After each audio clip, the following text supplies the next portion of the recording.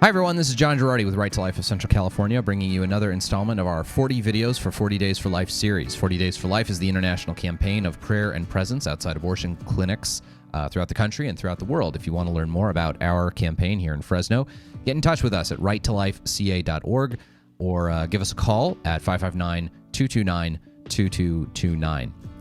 Today I want to talk really quickly about, and maybe for the next couple of videos, about various ways in which the state of California wants parents and kids to be separate when it comes to the abortion question. We've talked a little bit about how privacy laws in California when it relates to kids making reproductive health care decisions work.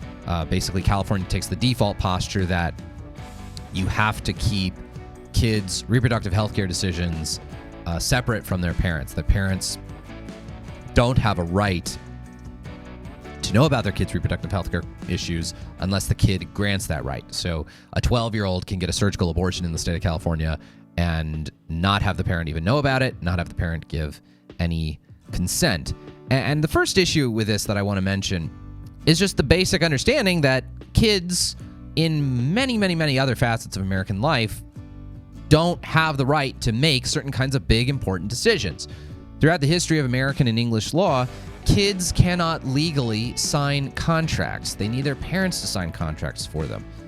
Kobe Bryant is a great example of this. Kobe was drafted into the NBA right out of high school. He was only 17 when the Lakers got him, and his parents actually signed his first NBA contract because he was too young. He was only 17 at the time. Why do we do that? Because kids aren't as developed yet. They're not as smart. Their judgment isn't as great. They don't have as great an ability to distinguish short-term benefit from long-term risk. There are some scientists who have in recent years talked about how really the judgment centers in your brain aren't even really totally completed until you're around 25 years old, which kind of makes sense based on how college-aged males behave. So we have this understanding in so many other aspects of American life. We don't let kids vote. We don't let kids under a certain age drive. In the state of California, we don't let minors go to tanning salons because basically we say, well, we're just not going to trust minors to make these kinds of decisions for themselves. We don't let minors buy cigarettes. We don't let minors buy alcohol.